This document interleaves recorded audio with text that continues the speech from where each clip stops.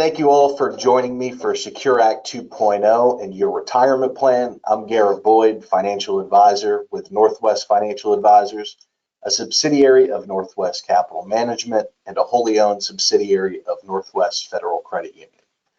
Please note that Northwest Capital Management and Northwest Federal Credit Union are not affiliated with LPL Financial.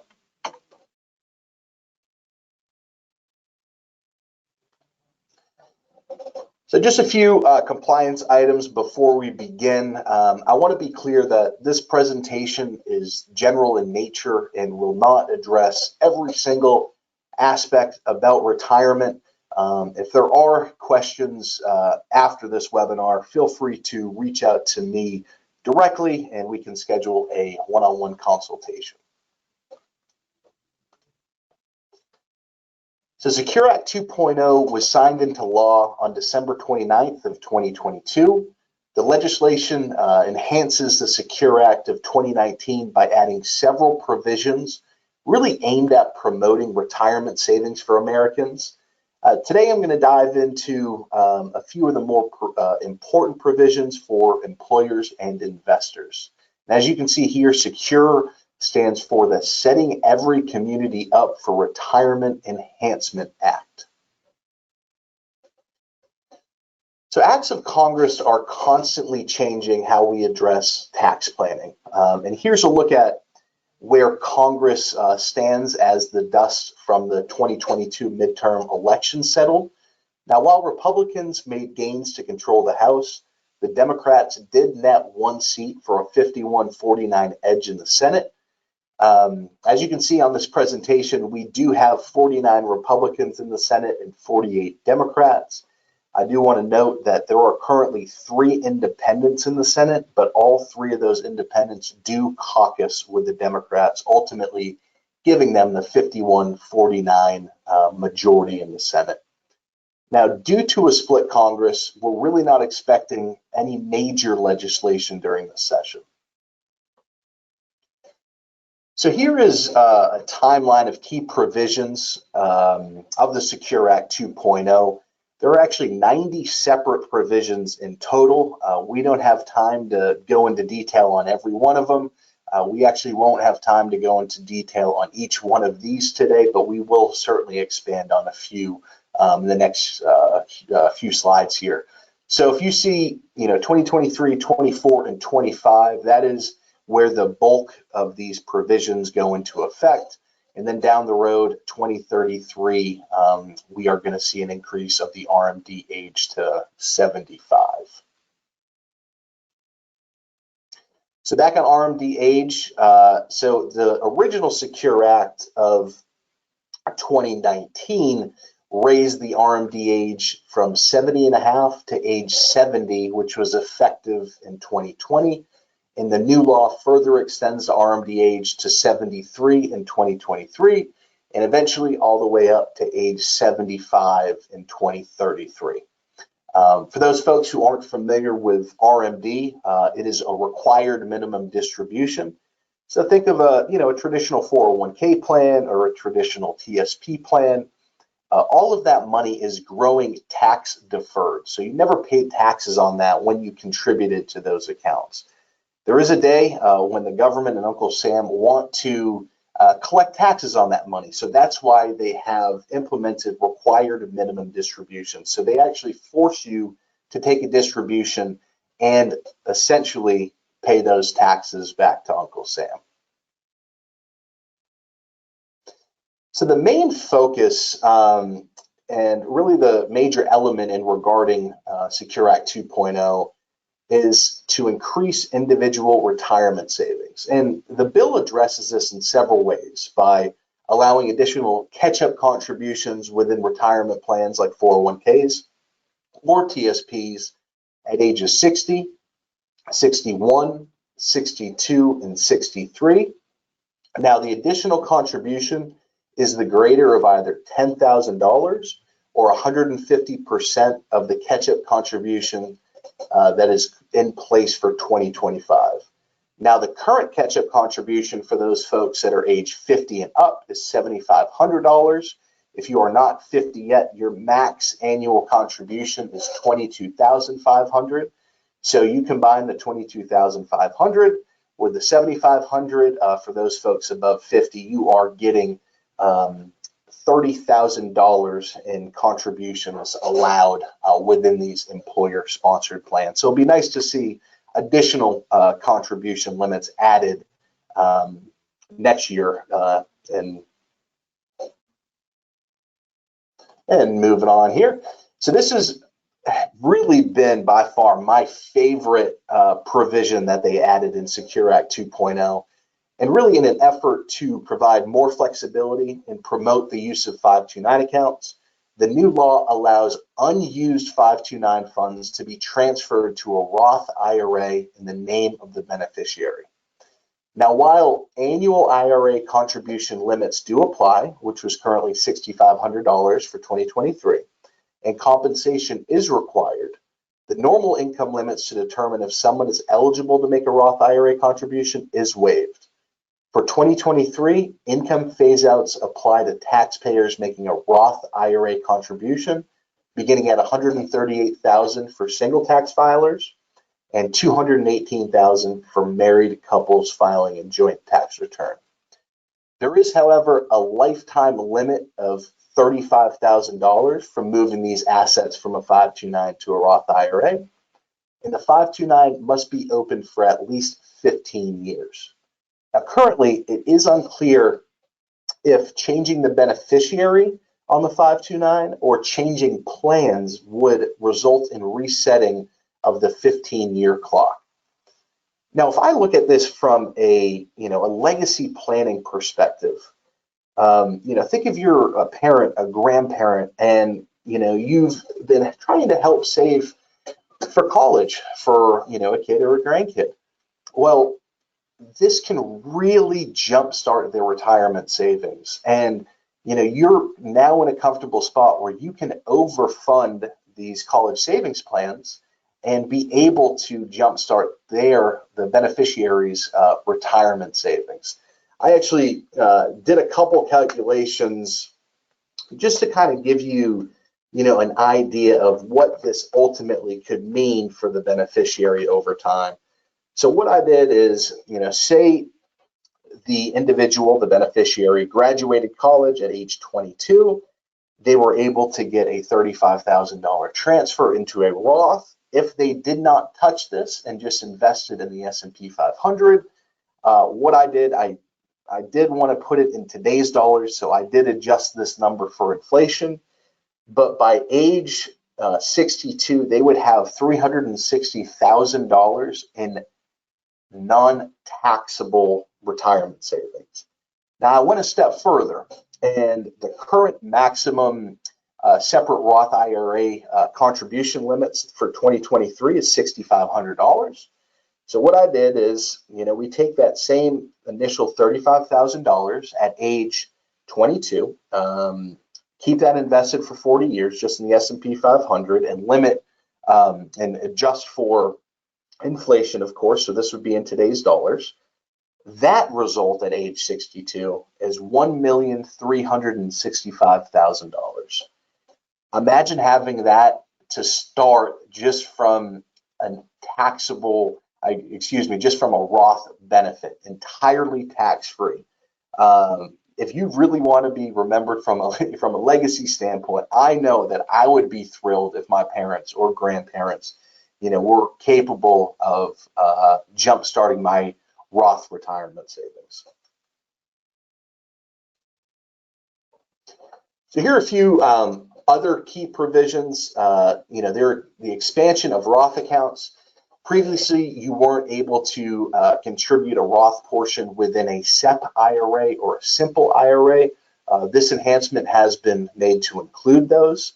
They're also providing employers the ability to match the student loan payoffs. So if you're in a competitive industry and an employer is trying to win you as an employee, this could be a great opportunity to help out that new student coming in with all of that college debt. Auto enrollment for new participants. So again, going back to coming out of college, you're starting your career. Instead of going back and having the ability to manually go in and elect for the 401k retirement plan or TSP, you will be auto-enrolled once you start. You, of course, do have the election to opt out, but this is just one step where these folks can get used to, you know, their lower paycheck and always have that bucket to grow their retirement savings. Now, there are also other benefits for businesses to actually start up a plan. So there are some additional tax savings and tax credits that these businesses can do. And lastly, more ways to avoid the 10% withdrawal penalty. Some of these are, you know, certain emergencies, terminal illness, or, you know, certain spousal abuse.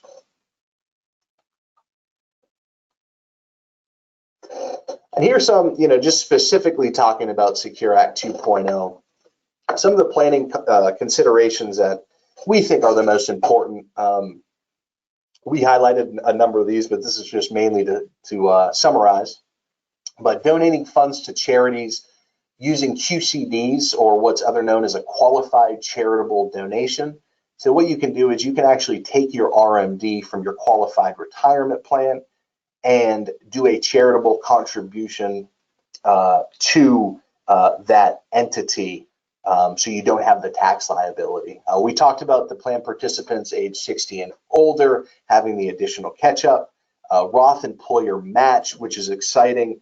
So previously, employers, if you were making an individual contribution to your Roth 401k or TSP, the employers would actually match on the traditional side. Well, with this legislation, the employers are now able to match on the Roth portion, which is great. 529 overfunding, we went into that at lengths. And then the business owners with the new plans, you know, really consider this because of the additional tax credits you can get by, you know, helping your employees save for retirement. And in regards to policy areas, you know, there's three main ones that we're kind of focusing on. Proposed Treasury regulations. Really with this, it's all about the 10-year rule.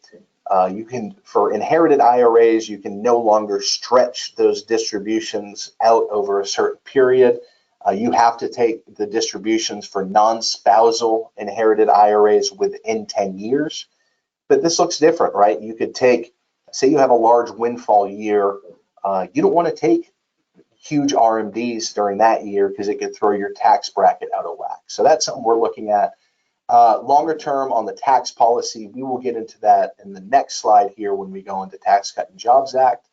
And then it's, you know, the debt ceiling and the budget deficit. That's, you know, something that's currently in the news, and we're preparing for, you know, some sort of resolution, albeit kind of in the ninth inning. So one of the most challenging issues from a tax perspective is how to plan for widespread changes in the tax code when the Tax Cut and Jobs Act of 2017 expires as scheduled at the end of 2025. Now, here's an analysis comparing current tax rates at various income levels versus how taxes would look like if the Tax Cut and Jobs Act expired. This particular example focuses on married couples filing a joint return.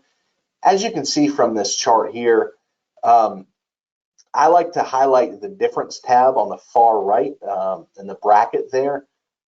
There's only one bracket that is going to benefit from this act expiring. And those are the folks that make between $462 and $490. But how about those that make between $274 and $364? That is a 9% increase, which is substantial. And then, you know, 180 to 190, a 6% increase. But if you look at the bulk of the pain on this is going to be for the 180 to 364. You are just getting a major tax increase.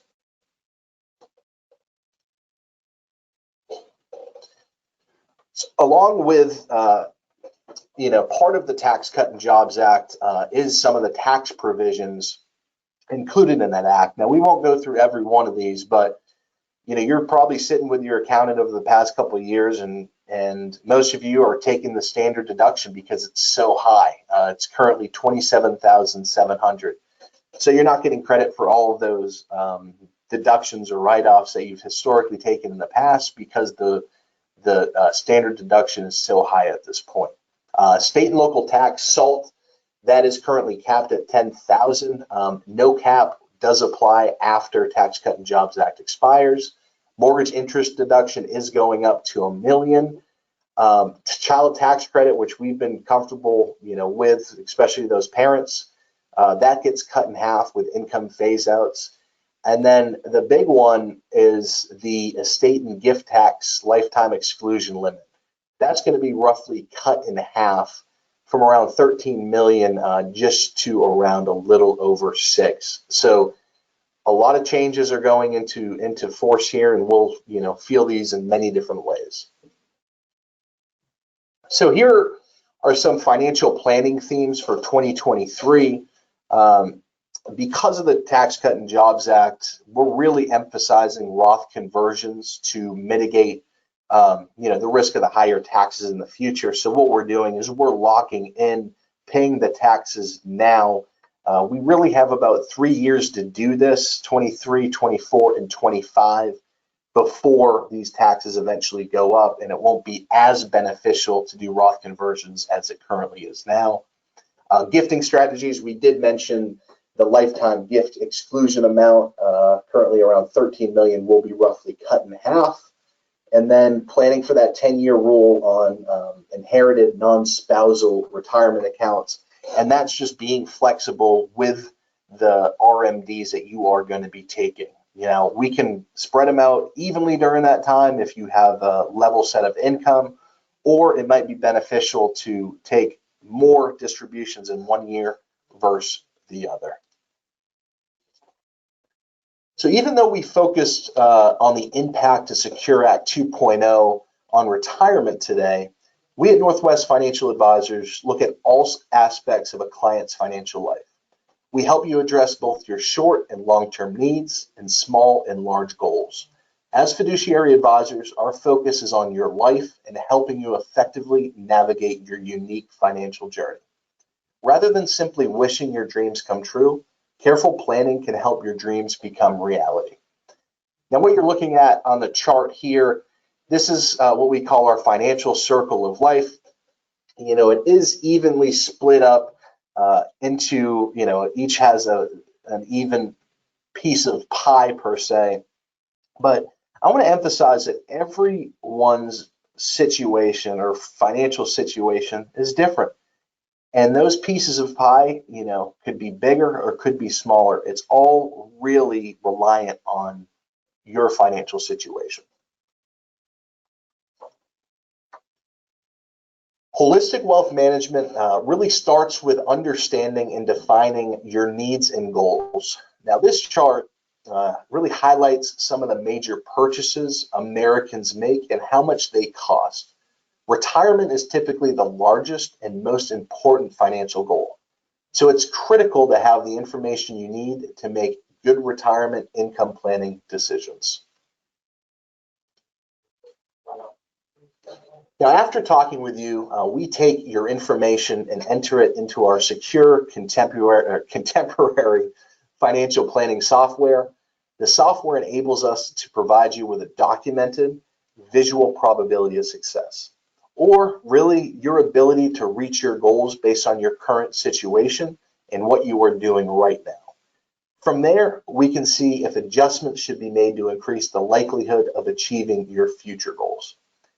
So we use this, I use this with every client I work with. I input all of your financial data. We will go through all of your goals for retirement. And this is great. This runs a Monte Carlo simulation. So based off of, various market returns, based off of, how much you plan on spending in retirement, how lofty your goals are, we will get to a point where we will have a rough probability of success. So we run 1,000 different trials, And my goal is to have a probability of success of 80 or above. If that is 80 or above, I am very confident with the plan. And of course, we all know things happen, unexpected things do show up from time to time, and it's our job to really adjust on the fly and make sure the plan is still working and still successful. And we will rerun that if the plan happens to, go one way or another. So that's what I have for you today. Thank you all for your time. I really appreciate it. If you do have any, follow-up questions for me, you can see my contact information here. You can go on my website. You can also email me directly at gboyd@nwfllc.com, or you can call me directly at 703-810-1072, extension 148. I look forward to hearing some interesting questions. There's a lot to unpack with Secure Act 2.0. Thank you again for your time.